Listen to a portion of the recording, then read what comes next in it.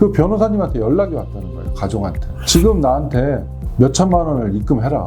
나는 이거 항소심에서 무죄 받아줄 확률이 70%가 된다. 나한테 몇 천만 원 입금해라. 그렇게 전화가 왔다는 거예요. 여러분 어떻습니까?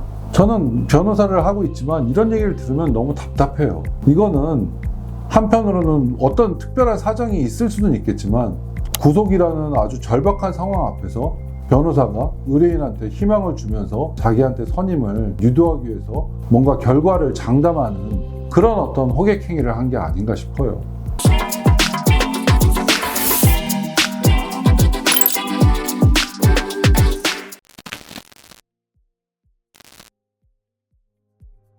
안녕하세요.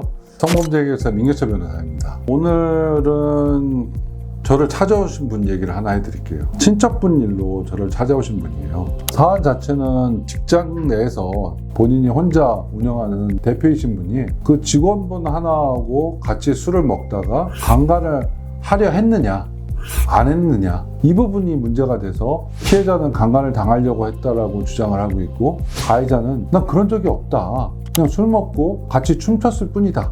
이렇게 주장하는 사안이에요. 근데 수사기관에 수사하고 나서 검사는 법원에 죄가 있다고 생각하고 기소를 했고 1심 재판하는 과정에서도 끝까지 피고인은 범행을 부인했지만 재판부에서 징역 2년을 선고한 사안이에요. 이 사안에서 이제 그 친척분들이 저를 찾아오신 거예요. 근데 저는 이 사안에서 1심에서 어떤 분이 변호하셨는지 저는 그 변호사의 얘기를 직접 들어보진 못했어요. 근데 이 친척분들의 얘기를 들으니까 이건 좀 이상하다 싶은 게 1심에서 법정 구속되면서 징역 2년이 선고됐다고 하지 않았습니까? 그 변호사님한테 연락이 왔다는 거예요. 가족한테. 지금 나한테 몇 천만 원을 입금해라. 나는 이거 항소심에서 무죄 받아줄 확률이 70%가 된다. 나한테 몇 천만 원 입금해라. 그렇게 전화가 왔다는 거예요. 여러분 어떻습니까? 저는 변호사를 하고 있지만 이런 얘기를 들으면 너무 답답해요. 이거는 한편으로는 어떤 특별한 사정이 있을 수는 있겠지만 구속이라는 아주 절박한 상황 앞에서 변호사가 의뢰인한테 희망을 주면서 자기한테 선임을 유도하기 위해서 뭔가 결과를 장담하는 그런 어떤 호객 행위를 한 게 아닌가 싶어요. 아니 항소심에서 무죄가 날 확률이 70%인 사건을 왜 1심에서 무죄를 못 받아줬다는 거예요? 그러면 1심에서 최선을 다해서 무죄를 받았어야죠. 항소심에서는 나한테 선임료를 다시 추가로 지불하면은 내가 무죄를 받아주겠다. 이 자체가 저로서는 말이 안 된다고 봐요. 그러니까 막 구속되고 막 이러면은 집안에 암 환자로 투병해 본 사람들이 있다고 하면은 어떤 느낌인지 알 거예요. 갑자기 어머니나 아버지가 암이 걸렸다고 판정을 받았다고 해보세요.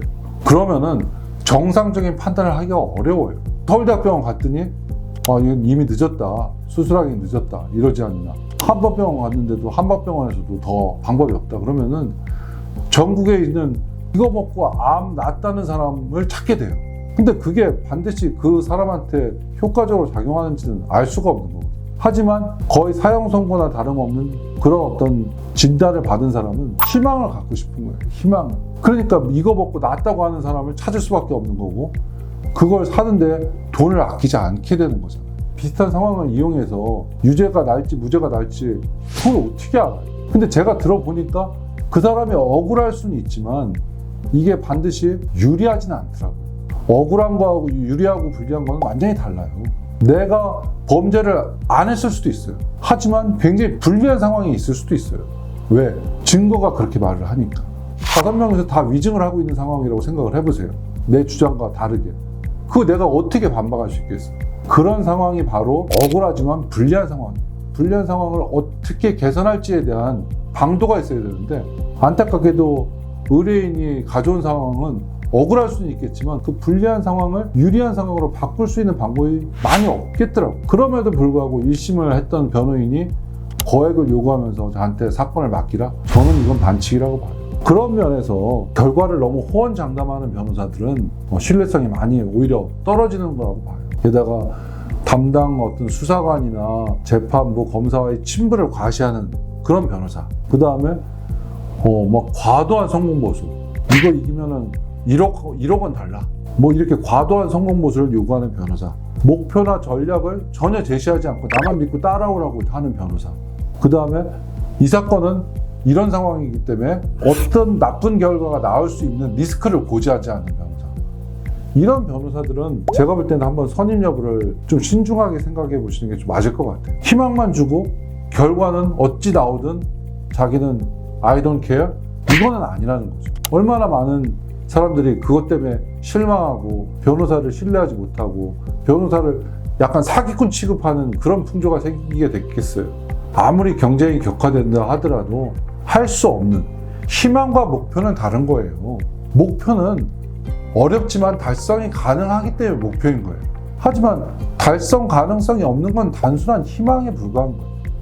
목표를 가지고 얘기해야지 희망을 다 들어줄 것처럼 하면서 고액의 선임료를 받는 거는 저는 바람직하지 않다고 봅니다. 여러분, 변호사를 선임할 때 반드시 이런 부분 참작하셔서 변호사를 선임하시는 것을 부탁드립니다. 감사합니다.